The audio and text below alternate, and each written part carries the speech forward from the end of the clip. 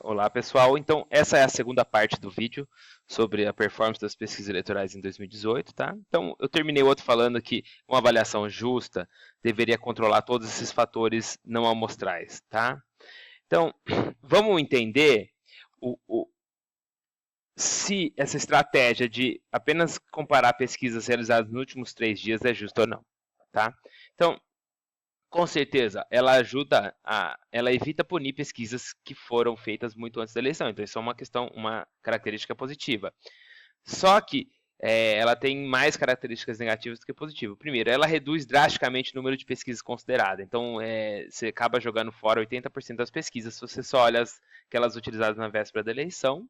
E, quando você faz isso, você controla o erro cometido por distância da eleição, mas outros fatores não amostrais não são corrigidos, né? Então, como exemplo, se a gente olhar essa tabelinha que está aqui, eu tenho aqui o percentual de indecisos por ano no total, a média, né? E aí também se olhar somente pesquisa nos últimos 3 dias. Então você pode perceber que se você faz esse controle percentual de indecisos, se você faz esse controle por pesquisas feitas nos últimos 3 dias, o percentual de indecisos ainda oscila muito. Então, se eu fosse comparar 2018 com 2006, essa comparação não seria muito justa, porque em 2018 teve muito mais indecisos, 13,4%, mesmo levando em conta só 3 últimos dias. Já 2006 foram 5,5%. Ou seja, qual é o ponto? As pesquisas de 2018 podem parecer errar mais, mas pode ser causado pelo percentual de indecisos e não porque os institutos não fizeram um bom trabalho. Então, esse é o ponto. Como a gente controla todas as variáveis que podem confundir essa ideia de qual foi a performance para fazer de fato uma comparação justa. Tá? Então, só para vocês entenderem qual pode ser o impacto dos indecisos, esse é um gráfico onde, novamente, estou olhando o erro observado médio pelo percentual de indecisos. Então, vocês podem ver que, claramente, quanto maior o percentual de indecisos, maior é o erro cometido. E, bastante interessante também, você pode ver que cada bolinha dessa representa uma eleição, tá? Então, de governador para um estado ou de presidente. E vocês podem ver que quase todas as bolinhas que têm um percentual de indeciso maior do que 20% são de 2014 ou 2018. Ou seja, esses foram 2 anos onde tinha muita gente indecisa. Então, para comparar esses anos com os outros anos, é preciso tomar cuidado, né? Esse é o ponto. Tá. Então, como a gente vai avaliar? Como eu decidi avaliar a performance das pesquisas? Eu vou utilizar um modelo que chama modelo linear de efeitos mistos. Eu não vou entrar em muito detalhe aqui, tá? Só vou falar algumas características dele. Então, de novo, George Box, né? Todos os modelos estão errados, mas alguns são úteis. Então, esse modelo, com certeza, não é a realidade, mas ele é útil porque ele vai controlar essas coisas que eu estou falando. Então, esse modelo geralmente é utilizado para avaliar o impacto de políticas públicas.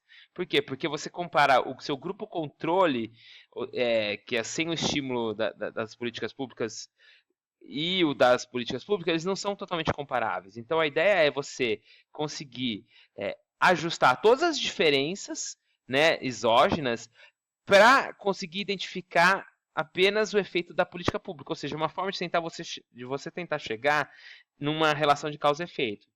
Tá? Então é um pouco a ideia que a gente está tentando fazer aqui também, controlar todos os outros fatores para a gente poder falar sobre a performance dos institutos em si e não do contexto onde eles estavam. Né? Então, nesse contexto de pesquisas de 2018 aqui, esse modelo vai permitir que a gente compare diferentes eleições, ciclos eleitorais, institutos de pesquisa, controlar fatores que não são de responsabilidade dos institutos e, se eu quisesse, eu não vou mostrar aqui, eu podia também, com esse mesmo modelo, fazer um ranking histórico de institutos, que pode ser algo interessante para se fazer no futuro. Tá? Isso aqui é só para mostrar o que eu estou fazendo, então, na verdade, eu vou fazer um modelo para o erro, tá? Eu estou fazendo uma pequena transformação no modelo aqui, no erro, só para poder usar um modelo normal e garantir que os extremos da variável sejam coerentes com esse tipo de modelo, mas para o que eu vou falar não importa muito, que a gente vai estar olhando só os parâmetros do modelo para tentar entender o que é importante ou não. Então, os fatores fixos vão ser variância populacional, tamanho da amostra, turno da eleição, tipo da eleição, dias antes da eleição, percentual de votos não válidos. E eu ainda vou colocar como fatores aleatórios, ano e instituto. Tá? Não vou ficar falando sobre qual a diferença e relevância de fator fixo ou fator aleatório. Simplesmente, nesse momento, só vou falar que fatores aleatórios são importantes que permitem que eu avalie o erro para níveis de fatores que não estão ainda na minha base de dados. Então, eu poderia fazer isso aqui para tentar prever o erro, por exemplo, em 2020, sabe? Ou coisa do tipo. Ou usar só os dados até 2016 para tentar prever 2018. Ou avaliar o erro cometido por um instituto novo que eu ainda não tinha visto. Então, ele tem várias características que são interessantes, mas eu não vou entrar em detalhes sobre isso agora. Tá? Então, eu vou utilizar uma base de dados que eu tenho do meu site, do Pulling Data. Tá? Essa base de dados tem mais de 5.500 pesquisas realizadas entre 89 e 2018. Tá? As fontes de dados para montar essa base são do CESOP. Tá? Então, todos esses aqui são sites bastante importantes que vale a pena conferir se alguém tiver interesse. Então, tem um banco de dados do CESOP, desse período de 89 e 98, que essencialmente tem só Datafolha e Ibope. Tem o blog do Fernando Rodrigues, que é incrível, tem todas as pesquisas de 2000 e 2016. Tem pesquisas do meu próprio site que eu fui coletando, que é de 2014 e 2018. E agora tem um novo site, que é, na verdade, um novo site do Fernando Rodrigues, que é um site que facilita tremendamente o acesso aos dados, que chama Poder 360, que na verdade você consegue todas as pesquisas do blog do Fernando Rodrigues estão dentro do Poder 360, tá? Então, a base de dados que eu estou utilizando combina tudo isso daí. Então, só para terem uma ideia das quantidades de pesquisa, tá vendo? Ó, em 89 a gente tinha só 4 pesquisas para presidente, em 94 2 para presidente, mas foi subindo. Em 2018 temos 149 para presidente e 373 para governador.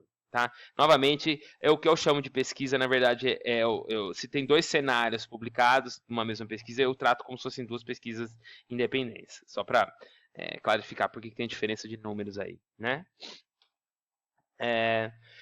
Então, como eu vou avaliar a performance? Todas as pesquisas dessa minha base de dados foram linkadas com o resultado oficial do TSE. Tá? A medida de erro utilizada é esse erro observado absoluto, que eu já vim falando algumas vezes, mas eu não defini ele até agora, né? Então, ela é a diferença absoluta entre o percentual de votos válidos da pesquisa e da eleição. Tem várias medidas possíveis. Por que eu escolhi essa? Porque ela é fácil de interpretar. Tá? Outras medidas podiam ser utilizadas. Tem umas que levam em conta o desenho amostral, contar quantas vezes acertou o vencedor, ajustar pelo número de candidatos, tem alguns benchmarks internacionais. Eu estou usando aqui o erro observado absoluto. Outra coisa que é importante, a gente poderia utilizar outro referencial para calcular esses erros. Então, eu vou falar um pouquinho disso porque acho que é algo importante que ninguém fala muito. Tá? Quando a gente utiliza o voto válido para fazer esse cálculo do erro observado absoluto, a gente está fazendo algumas suposições bem fortes. A principal a gente está falando que pessoas indecisas ou com votos não válidos, elas vão votar da mesma forma que as que já decidiram o voto. E isso com certeza não é verdade. Eu acho que qualquer coisa pode ser verdade menos isso, tá? Então, as pessoas que não sabem quem elas vão votar, elas não vão votar igual quem sabe quem vai votar, tá? Então, outros critérios poderiam ser utilizados, né? Então a gente poderia, ao invés de considerar votos válidos, poderia ser votos totais, ou seja, incluir brancos e nulos no denominador, né? Então, eu não fiz isso nesse momento, porque toda a minha base histórica já estava em função de votos válidos. É só 2018 que eu atualizei agora, e se eu fizesse 2018 diferente dos outros, não ia ficar comparável. Então eu mantive votos válidos, mas se eu fosse refazer, eu usaria votos totais. Eu acho mais interessante, tá? Porque essa questão dos brancos e nulos é importante. E outra coisa tem a questão das abstenções.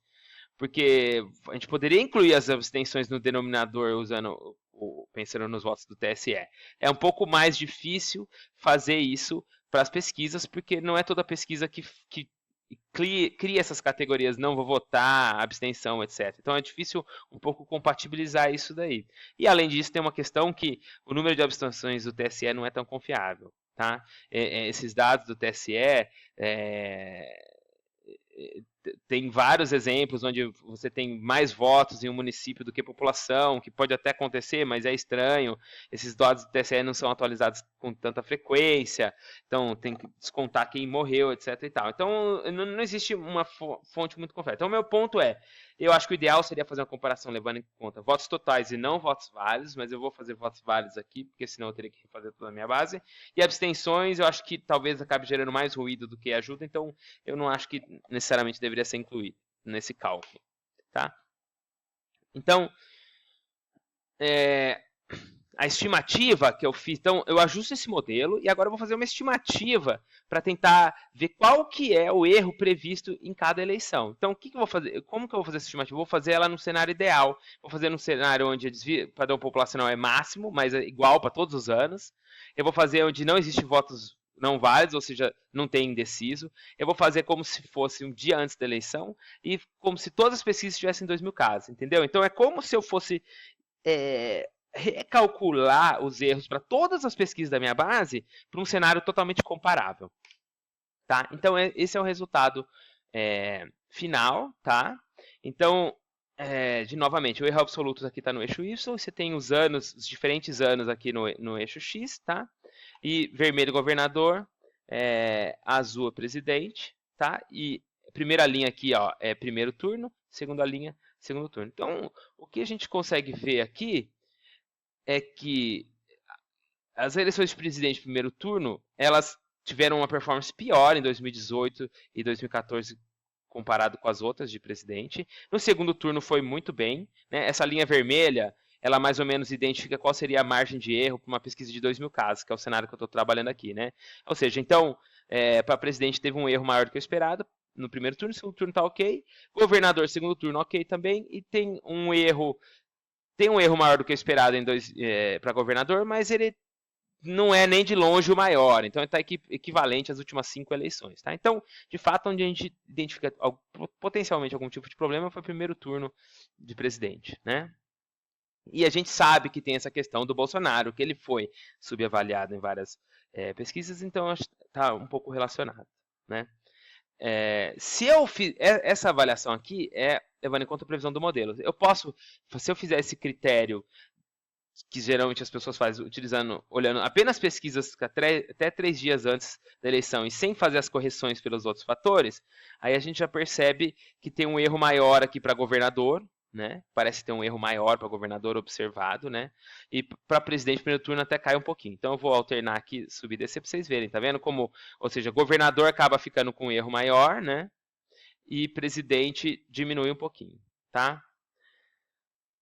Então,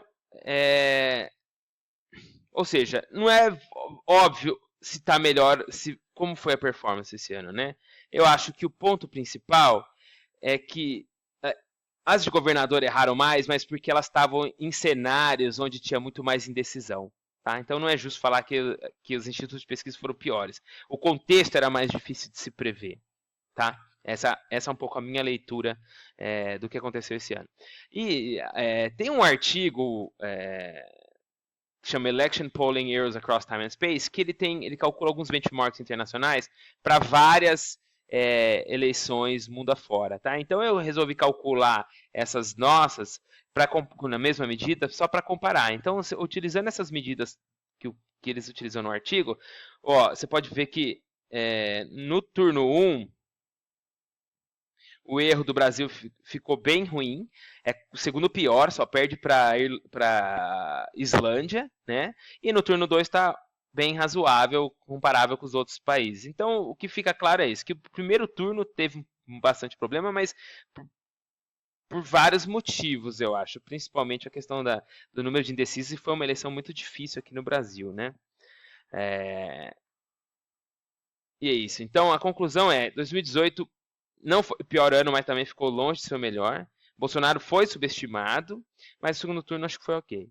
E para governador, foi um ano razoável, comparável com todos os outros anos, né? Se você só considerar as pesquisas feitas nos últimos 3 dias, aí sim foi o pior de todos os últimos anos. Mas, novamente, porque tinha muitos indecisos, né?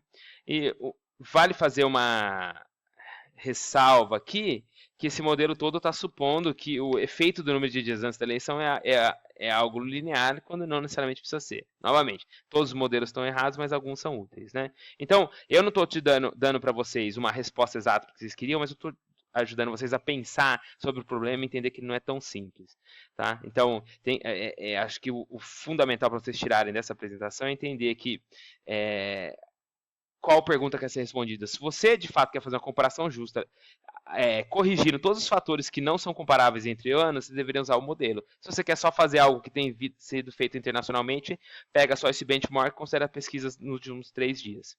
E é isso que eu tinha para falar para vocês.